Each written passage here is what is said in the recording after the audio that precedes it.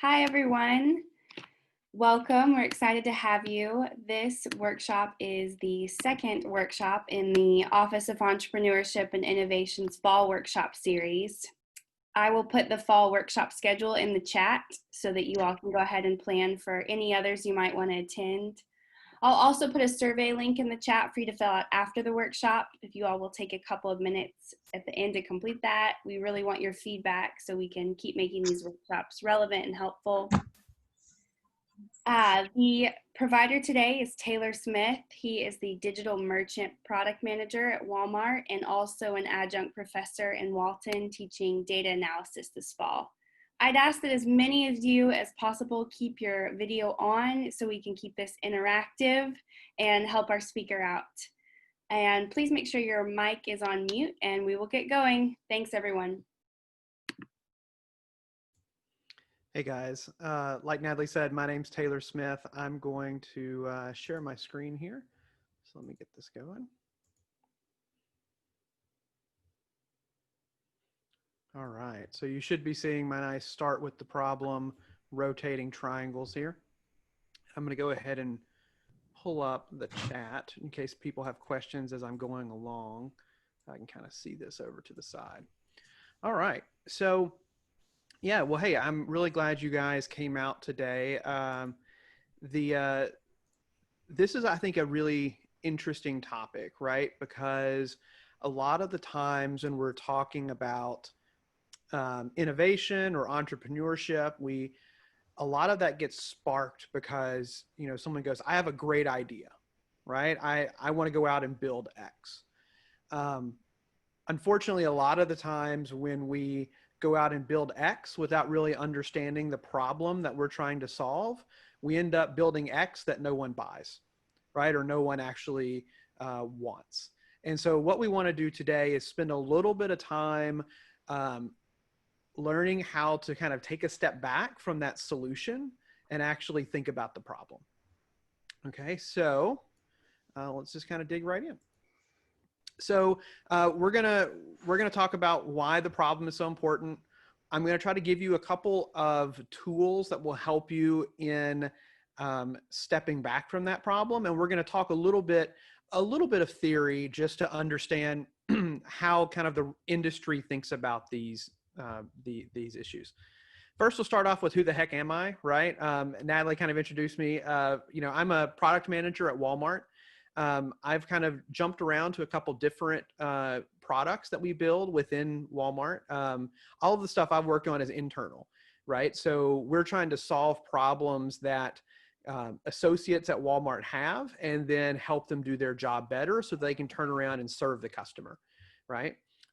So some of the things that just I've worked on has been, helping merchants make better business decisions.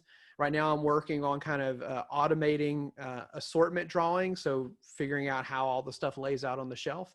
So a lot of kind of a variety of things. But before that, I was an economics professor. And before that, I was a web developer for several years. So kind of jumped around a lot. But in all of those situations, both are in web application development, econ, and then now at Walmart, the thing that has been across all of those is I've been a problem solver, right? And so that's what we're going to be talking about today.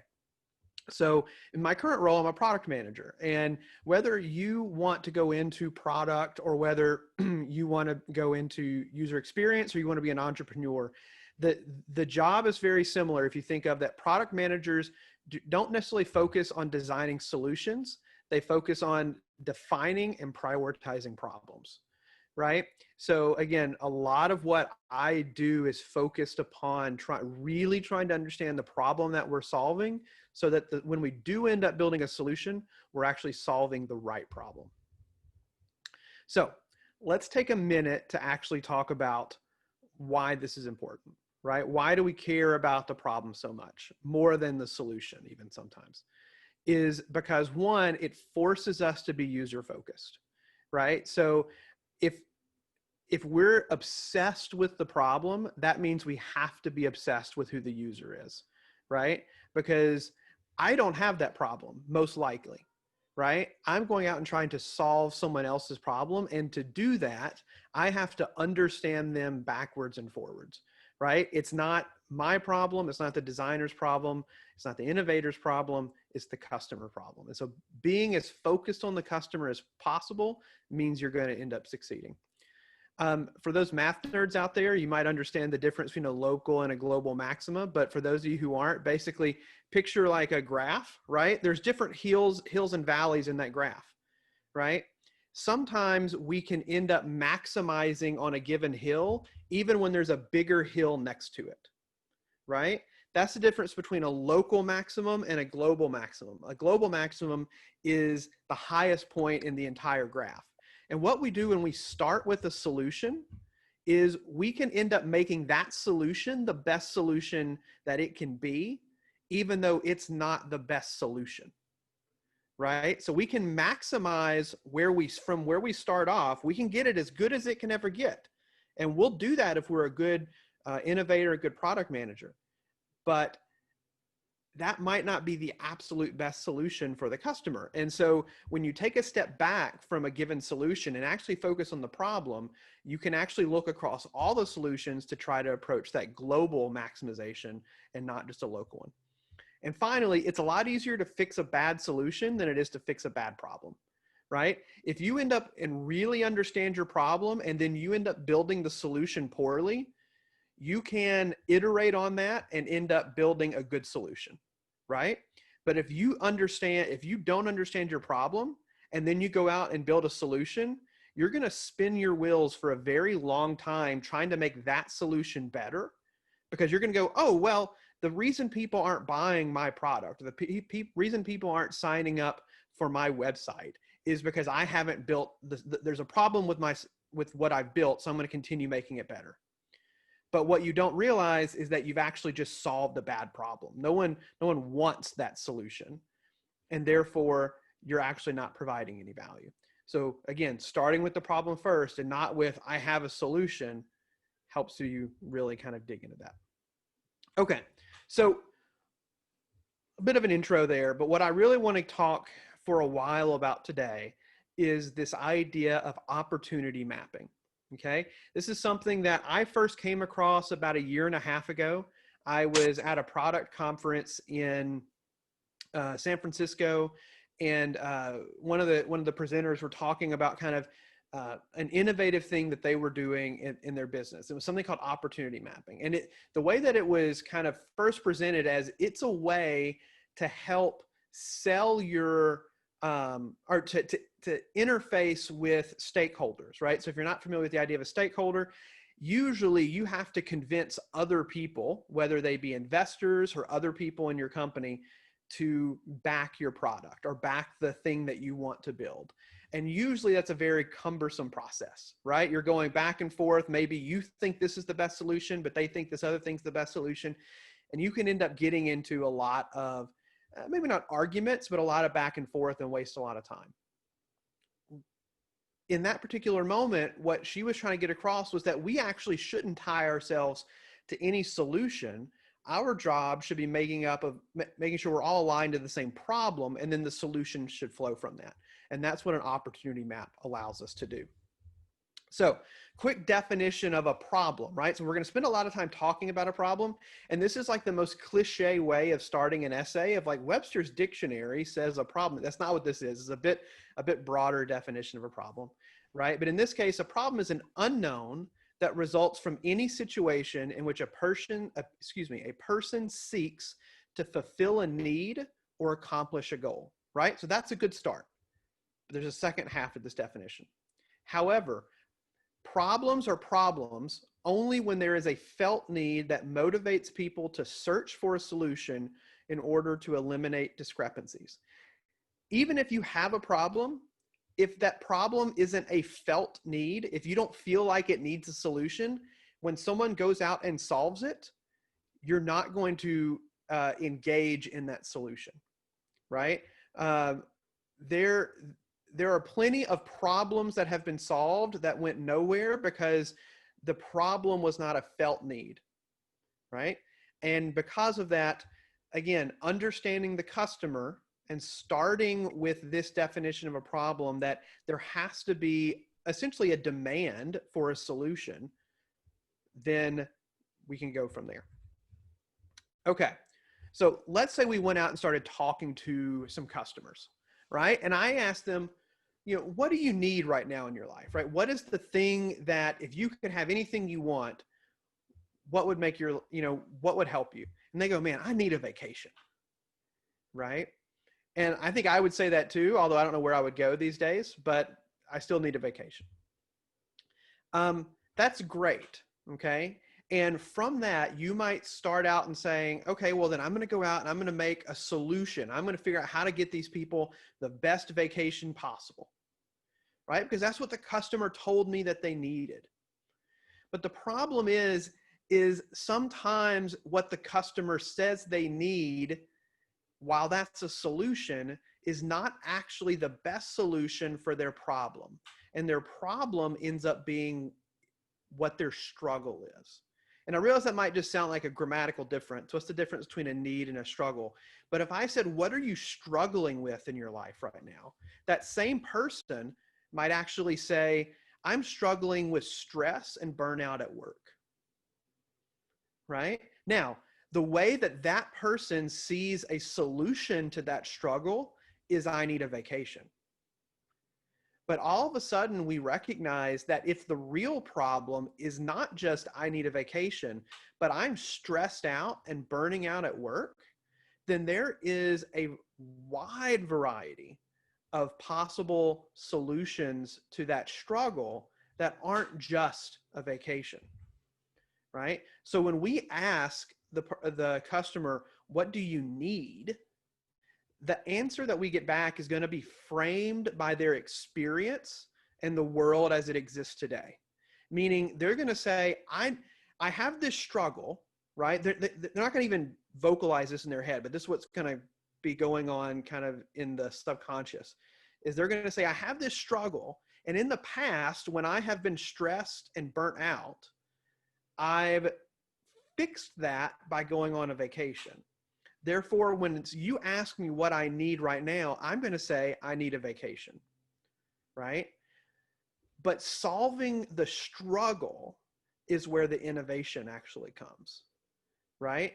If we don't just meet the need the customer says they have, but actually solve the underlying problem, then we're going to upset the market, right? Steve Jobs actually was great at this. Right? He even said, it's not the customer's job to know what they want, right? That's a really famous Steve Jobs quote, right? Because if you go in and say to the customer, what do you want? They're going to tell you one thing. They're going to tell you the thing that they think is the solution to their problem, but it's probably not the best solution. Okay. So we're going to take a quick breakout, right? So what we're going to do here is I'm going to ask you a couple things. I want you to think of something that you want in life right now, just like that person wanted a vacation.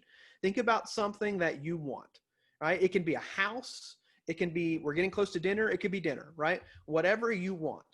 And the next thing I want you to write down is, if you had that thing, how would you be better off than you are now, right? How does that thing make you better, right? And then as a third point, I want you to say, what other options could give you that same result? So what I'm going to do is I'm going to actually send this out real quick into some breakout rooms. Let's see. I'm going to say 7. All right. Now I'm going to send this out. And then what I want you to do, we're going to spend like 5 minutes, just write these down. And I just want you to kind of share amongst the other people in the room and say, these are the things that I wrote down. And then we're going to come back and I'll call on a couple of you to just kind of figure out what are some of the things you wrote down. And then we're going to see how to actually map this out. All right. So here we go. I'm going to send you out. Let me create these rooms.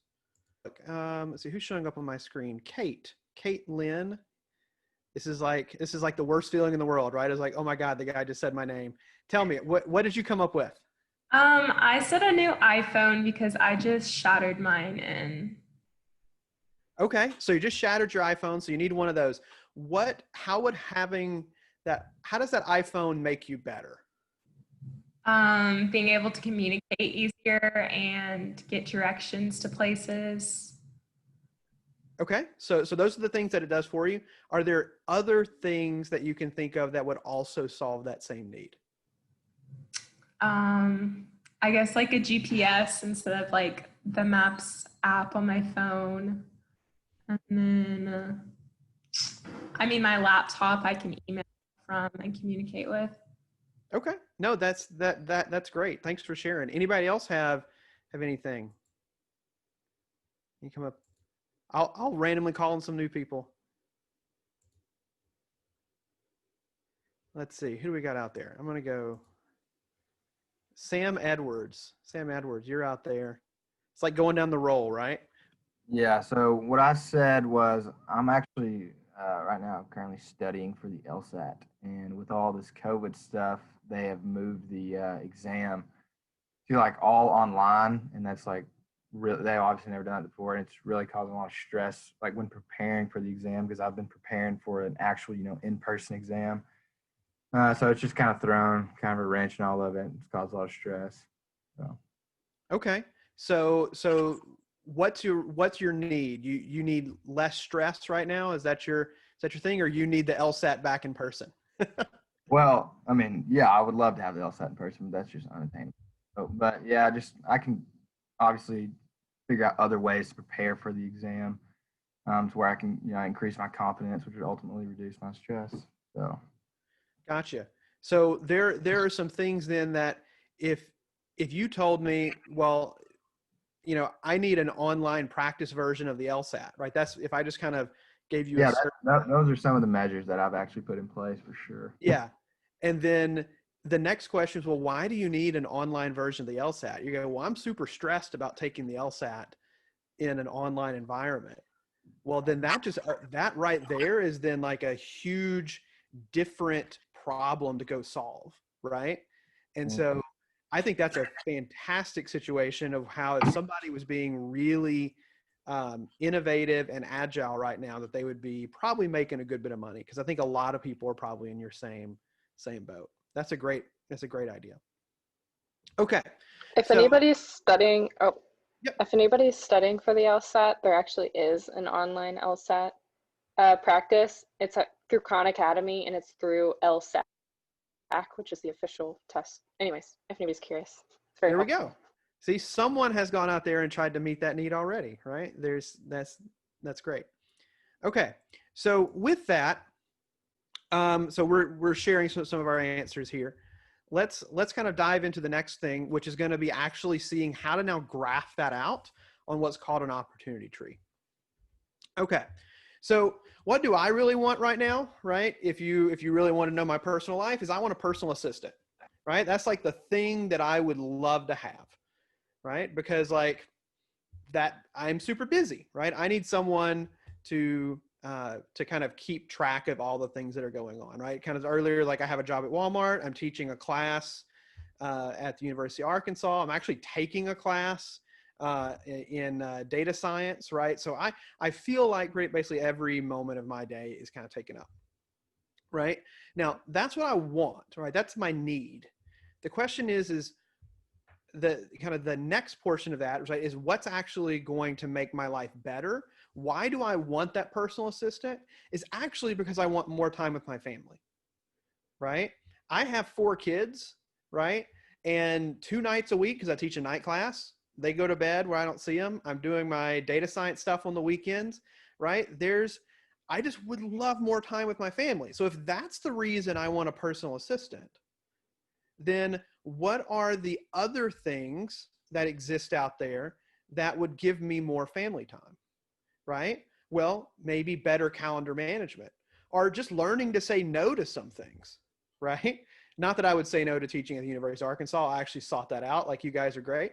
But those are the kind of things that, again, I could, if I was trying to solve this problem for someone, I could stand up a personal assistant business, right? And say, if you need a personal assistant, I will provide personal assistance. I might try to build a calendar management app that actually looks for time in your calendar and blocks it out for personal time, right? Or I could write a self-help book that teaches people how to say no and maintain a good work-life balance. There's a lot of different solutions to that problem, right?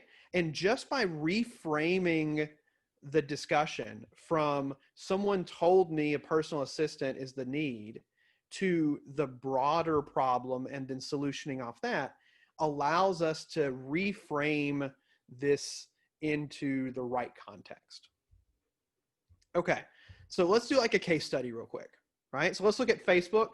I don't even know if Facebook is a cool thing anymore. I should have used TikTok, but I don't even know what that is, right? So I'm going to go with Facebook.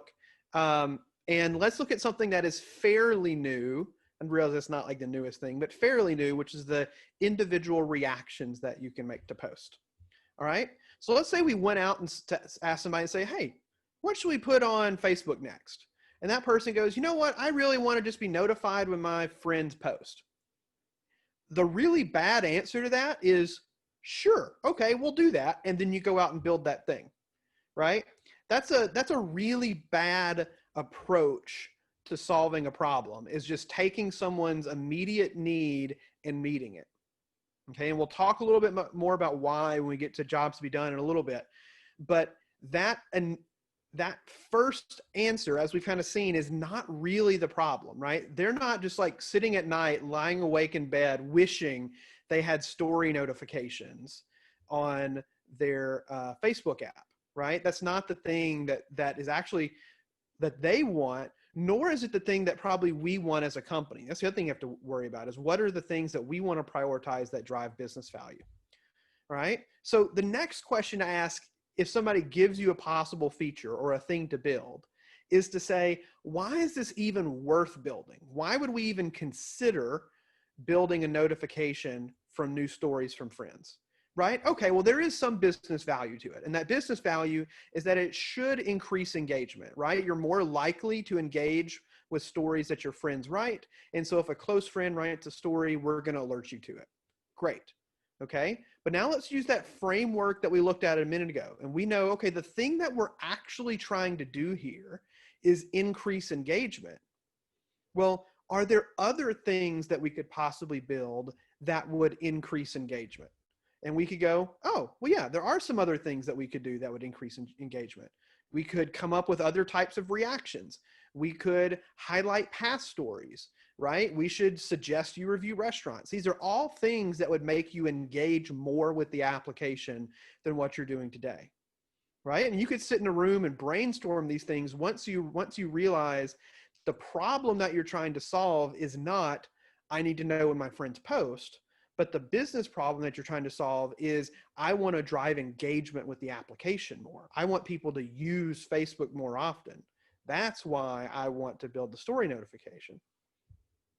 Well, once we know those things, what we can do is break this out. So at the top, we write our actual problem, right? I'm going to call it an opportunity, right? It's the thing that we are actually shooting for to fix. It's that struggle. It's the problem. And then we have possible solutions under it, right? Here are the things that we could do that would possibly solve that problem or meet that opportunity. Okay. The question is, did that really help us? Well, no, it gave us a lot more options, but it didn't actually help us choose between any of these, right? You and I could sit here for an hour and we could argue which of these is the best, right? But if you come up with enough of these, what you start realizing is that not all of these are the same. In fact, the two on the left, if we look at it, we have notify people of new stories and other reactions. Those are ideas of getting people to interact with existing content, right? Then the two on the right are actually trying to highlight past stories. And Facebook actually does this too, by the way, right? You probably get notifications of like, hey, go look at your past stories, right? And then you can share those stories. And then it will say, hey, and I think Facebook does this. I know Google does. It says, hey, I saw that you were just at, Slim Chickens today. Do you want to write a review on it? Right? Again, those two things are actually generating new content. So what we can do is actually group these together in buckets.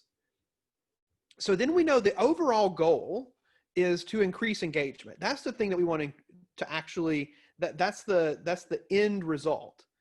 But now we can say, okay, well, how do we want to increase engagement? Do we want to increase engagement on existing stories, or do we want to increase engagement by people creating new content?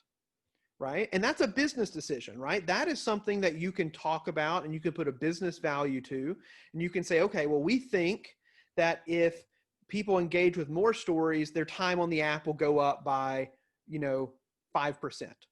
But if we get them sharing new stories, that will increase their time by this much. And those are things you can go out and test, right? And then once you know which path down this tree you want to take, so this is kind of your overall goal, then you've got some different types of opportunities here, and eventually you lead to solutions at the bottom, right? And you only really want to argue, and again, argue is the wrong word, but when you're trying to decide which solution you want to take, you should only want to be comparing solutions that are in the same part of the tree, right? We should not have a choice between notifying new users of new stories and suggesting reviews, because those are going to have very different results in our application. One is going to be more engagement on the current app, and the other one is going to be sharing new content.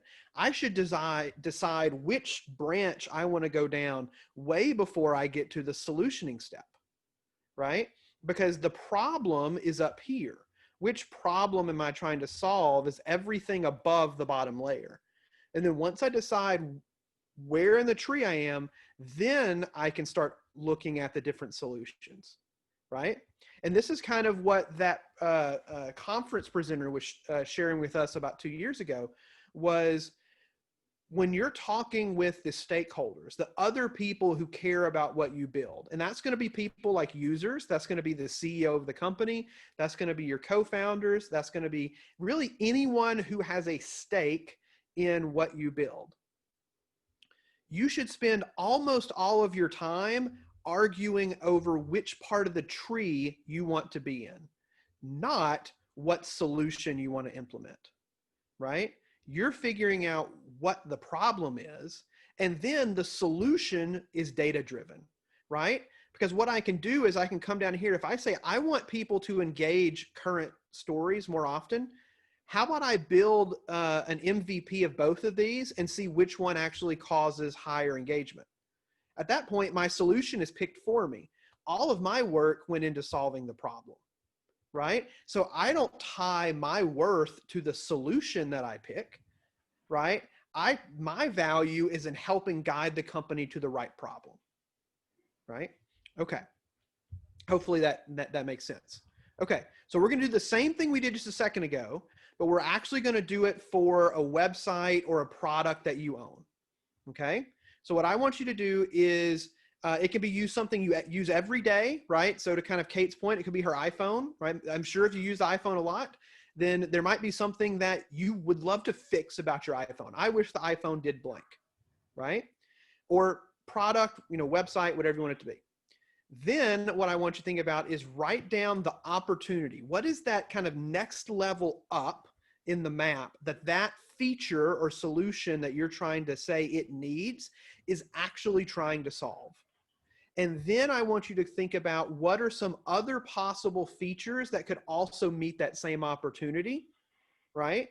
And then we're going to come back and share. Okay, so I'm going to send people out I'm going to recreate our breakout rooms here. So you get with different people, and then I'm going to send you out the room. So here we go. Hey, let's see, Jonathan Calando. Are you out there? Yes, I'm here. Cool. Hey, Jonathan. Cool. Yeah, So what's the product our website that you were taking a look at? So we were looking at the iPhone and the Photos app specifically. So basically, it seems like everybody gets to the point where you run out of storage on your phone because of so many photos that you might go someplace and take 20 photos of something and then revisit one of those photos every other year. There's just a lot of waste, but it's also hard to go through like when I'm on planes, a lot of times I'll just go through and delete photos and spend my time that way. But basically I thought of either at the end of the day, having a little banner that pops up about, deleting photos, or having like an algorithm that you could hook into like Oculus or one of the other compatible VR systems, and grouping photos by likeness and also by date, which is what the algorithm will look at. So you could go in and spend half hour, 45 minutes and gut, 90% of the contents of your phone by deleting 19 of the 20. So it would allow you to actually keep the photos that are meaningful to you and be able to go back and revisit them without spending all day scrolling. And then it would also give you more memory on your phone. No, that's so, all right. That is a really cool idea. Let me ask a question here and say, if you had to very succinctly kind of say what the problem that's solving is, what would you say the problem would be? It lets you, instead of just having photos, it lets you access your photos, because less is more. That is a great, because when you first started describing it, right? When you first were kind of, I was in the back of my head, the problem that I was originally hearing was I keep running out of space on my phone, right? And while that is a problem and it's part of this problem, I think what you said kind of in that follow-up actually is the closer thing. And it's a problem I run into all the time, which is I actually have so many photos, I never go back and look at them. Right. So I heard something, this was maybe a year ago, but I heard like a really like depressing thing. It's like, there's at some point in your life, you hit a point where you have more digital photos than you have time to go back and look at them. Right. And I was like, oh gosh, that sounds terrible. Right. And kind of, I like the way you put that, right. It's like, it's a less is more. I want to see all of my best photos and get rid of the others. Are there other things that you can think of that would solve that same problem? Yeah, of course. I guess like anything else, discipline. And look, if you want to take a bunch of photos to get the perfect shot or something, that's fine. But maybe at the end of a trip or at the end of whatever event, just go back and delete them. And that's a small thing you can do that that'll help keep your phone. Yeah. One of the things that like that immediately pops in my head, right, is like you could take this idea and I kind of where you were going, I think, which is, at the end of the day, or if I take 20 in a row, right, to come in and say, hey, it looks like you just took 20 of a very similar photo. Which of these do you like the best? And can I delete the rest? Right. That's probably another feature Apple could implement that kind of in the moment lets you choose between and then just delete the rest of them. Right. I think that's a great idea. Anyone else have other problems or websites they were running into? Actually, in my group, I discussed about my issue with Google Calendars because I've been using that for a while to keep track of my day and etc. And actually, a lot of my friends have switched over from Google Calendar to Outlook calendars for one reason. Outlook calendars has a lot more variety when it comes to being able to organize your day, meaning that there is stuff where you can connect it to like to-do list, to be it I cannot think of another thing right now, but I swear there's other things as well. But for Google Calendars, there isn't even extension, like even an official Chrome extension where you can like have a to-do list, or you can't even download Google Calendar on a Windows or PC unless the only way you could do it is if you have a Chromebook, which by the way is not even the best laptop out there, let's be honest. And so I just genuinely, the only thing I brought up over here is honestly, Google took the initiative to like diversify or add more variety to their planning apps, or just Google Calendar even. People will be more interested in staying with it. No, I think that's a great call out, right? That there's a lot of functionality that exists in a competitor, right? And so there's probably a wide variety of things there that would increase engagement with Google Calendar. And that's a pretty broad ask, right? So the next thing you want to go do is probably analyze what a lot of those different features are, bucket them, and say, which of those problems do we want to solve first? Kind of to your point, do we want to tackle something like a Chrome extension, which makes it more portable, right? Do we want to tackle integration with other applications like To Do and like Trello and some of those other things that I would want it to handle, right? So I think it's a great point that sometimes it's very a broad ask, and we want to even break that down further. All right, we've got about 15 minutes left. I want to very briefly talk about jobs to be done, right? The idea behind jobs to be done has actually been around for a very long time in the conceptual sense, and maybe in the last 10 years, people have really started talking about it in kind of the design and product world. Here's two different quotes, and I use the top one actually in my email signature every time I send an email, and it says, people don't want a 1/4-inch drill bit, they want a 1/4-inch hole, right? So when we think about building products, again, we're not thinking about the actual solution, we're thinking about the problem that they're solving, right? The founder of Revlon, Charles Revson, said, in the factory, we make cosmetics, but in the drugstore, we sell hope. And that's a really interesting quote. And what he was kind of getting at there, right, is that, again, what problem is the cosmetic solving, right? For him, he saw Revlon as a way of changing your self-image, right? It wasn't just, I need to wear makeup or I need lipstick. It was, I want to look better. Now, again, he founded Revlon, so that's going to be his view. I'm not saying you have to wear makeup to look better, right? But again, he was viewing it as there's this struggle that I have, and I'm gonna solve that struggle. So back in like 73, someone named William Powers actually published this figure on the left. And if you look at it, you go, man, that looks really similar to something we were just looking at a minute ago.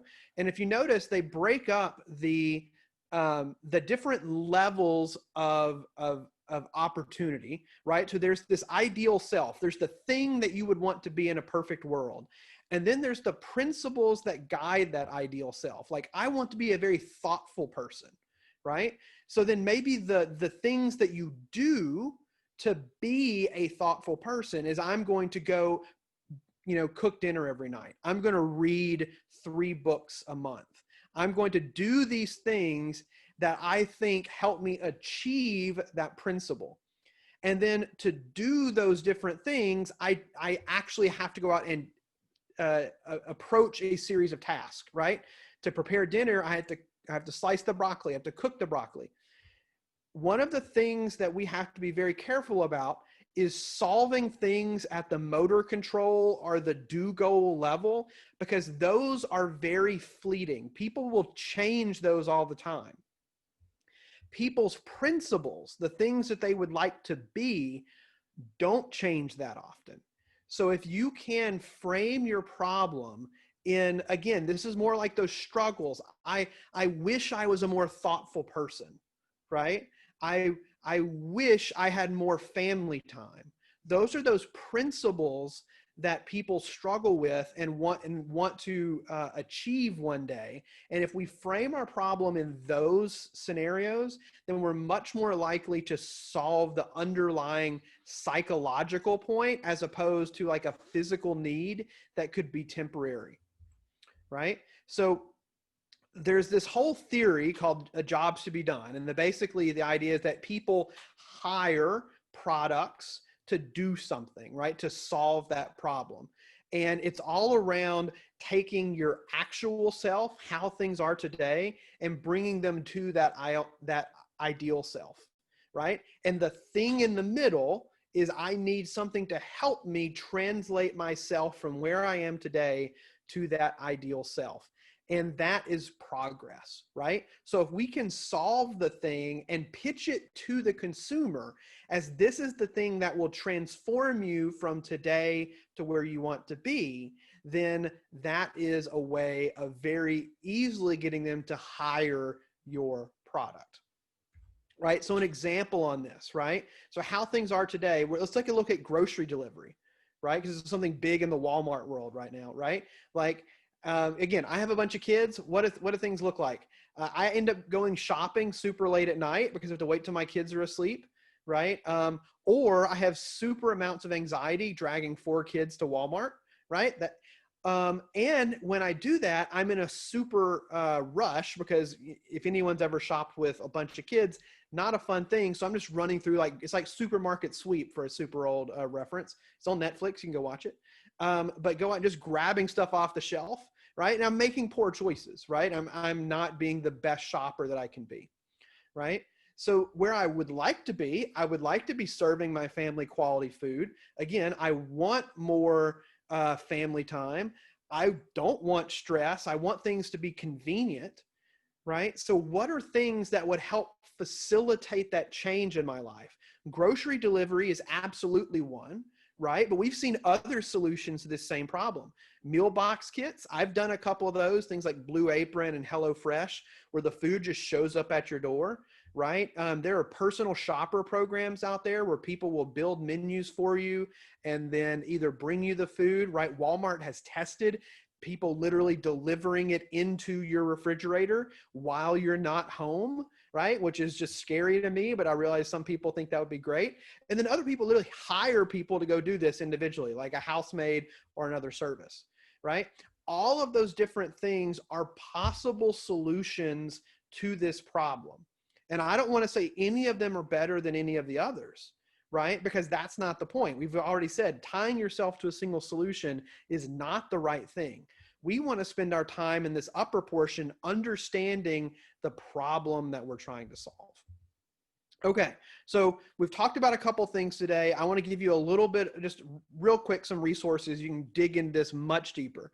If that opportunity mapping stuff sounded really interesting to you, there's like 3 days worth of reading on it out at producttalk.org. So feel free to dig into stuff out there. There's even more, like if you just want to learn about being a good product manager or designer and all the design thinking that you guys do, it's a great place to learn. Specifically, if you want to dig into the jobs to be done and understanding more about that framework of kind of understanding the world, and it's really focused on what makes the consumer make that hiring decision, right? That and how do we kind of help people get to that point? There's some great resources out at jtbd.info. And there's a lot of other stuff on the web, but I found that's probably one of the best kind of places out there. So we've got about 10 minutes left. I wanted to leave some time just for some Q&A. Also, my email and LinkedIn are down here. Feel free to reach out if you ever want to connect or just kind of talk about this stuff.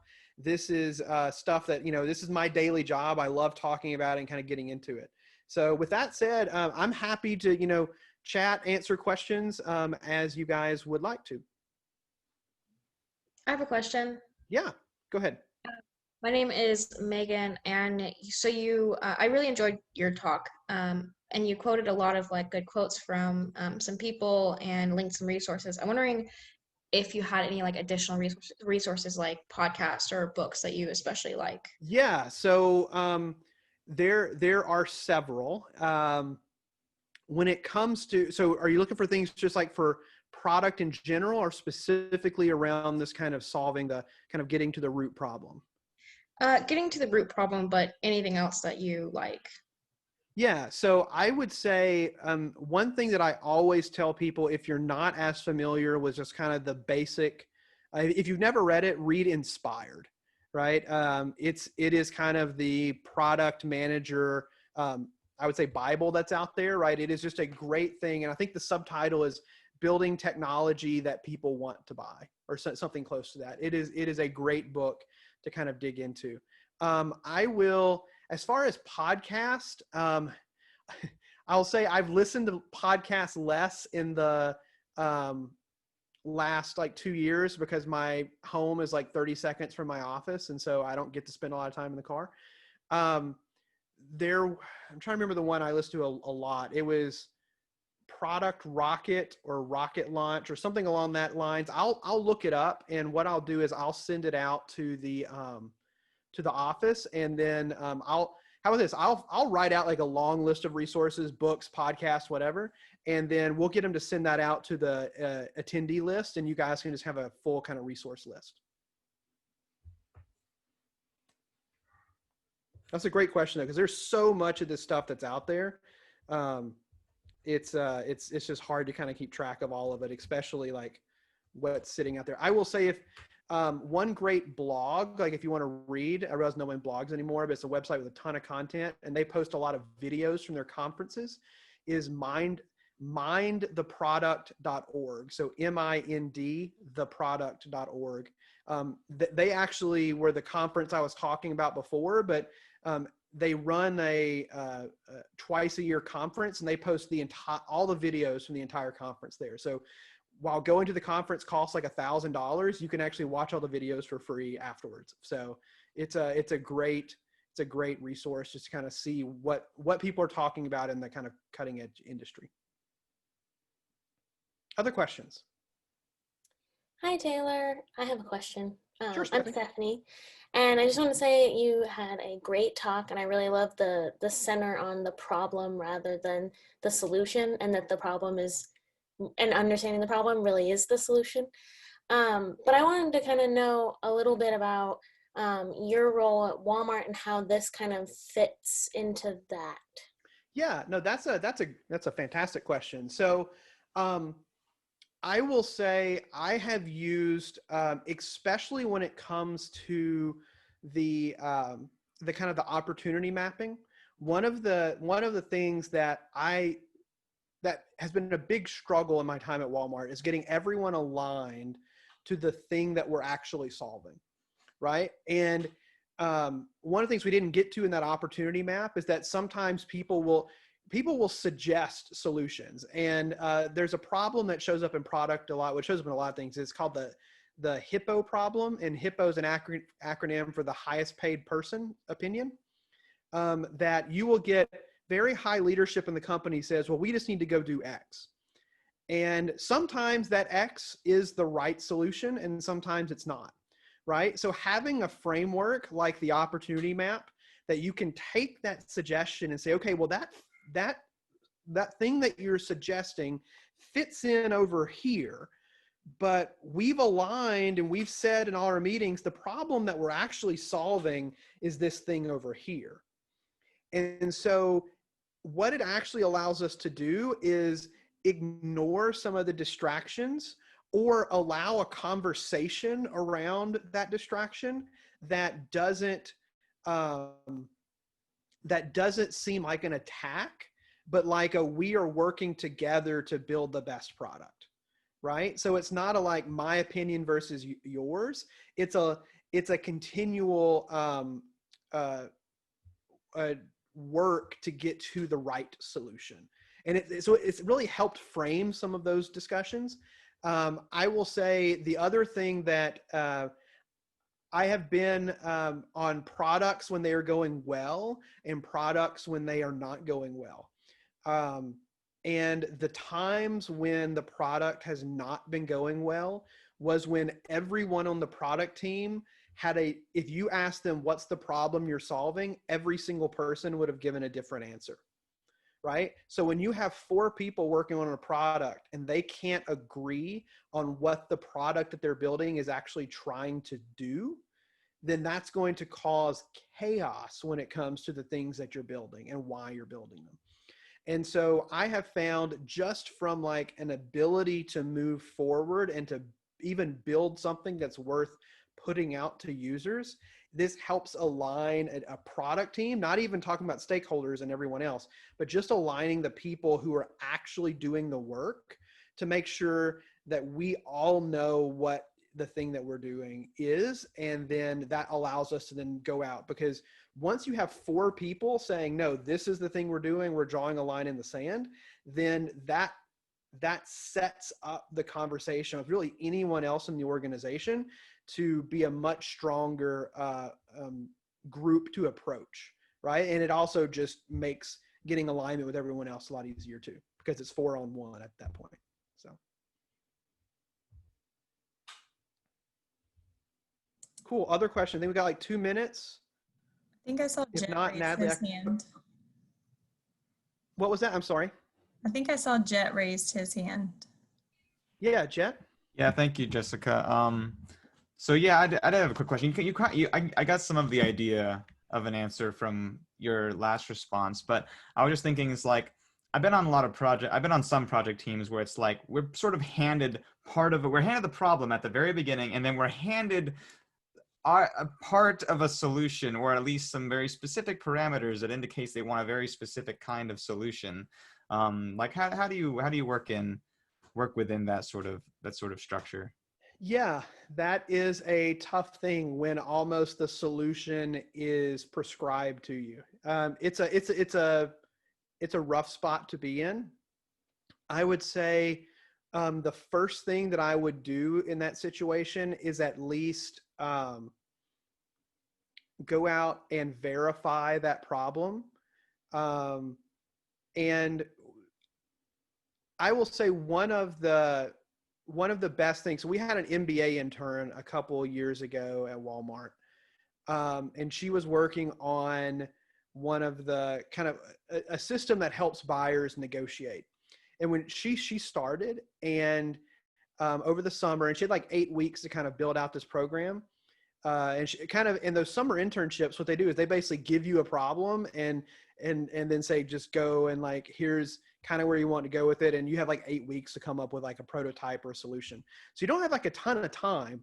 And I want to say it was like week 2 of that program where she came in, and then she kind of called all the leaders together and goes, guys, I actually don't think the problem you've assigned me is a problem. I think this is the problem. And she had data, she had user interviews, she had a lot of artifacts to back up what she was saying, so much so that like there really couldn't be an argument at that point. Now, you know, like you could always say someone's going to say, go build it anyway. And I don't know what to say to that other than, you know, have a very strong conversation and stick to your guns. And then it's like, okay, well, maybe I want to find another place to work. I don't know, right? Like it's a, part of it comes down to, especially if you're going into product, right? You have to be allowed to do the job that you've been hired to do. And part of that job is coming up with the problem and then working with your design partners to come up with the solution, right? And test those solutions with users. So I will say I've definitely been in that spot. It can be hairy. And part of it, I think, then is a way out of it is to structure it in a way to help everyone feel like they're on the same page and solving. And if you don't feel like it's the right problem, then come up with really good data-driven arguments why it's not. I think that would be my best suggestion. Thanks so much. Yeah, it's a great question. All right, Natalie, I think we're probably out of time. Awesome. Well, thank you so much, Taylor. I appreciate it. Thank you guys for coming. I am sending the survey in the chat right now. If you all would it should just take a minute really to fill it out and give us some feedback so we can improve for the rest of the workshops. And I've also put the rest of the fall workshop schedule in the chat as well, in case you all want to attend more. So thank you all so much for coming, and hopefully we'll see you next Wednesday.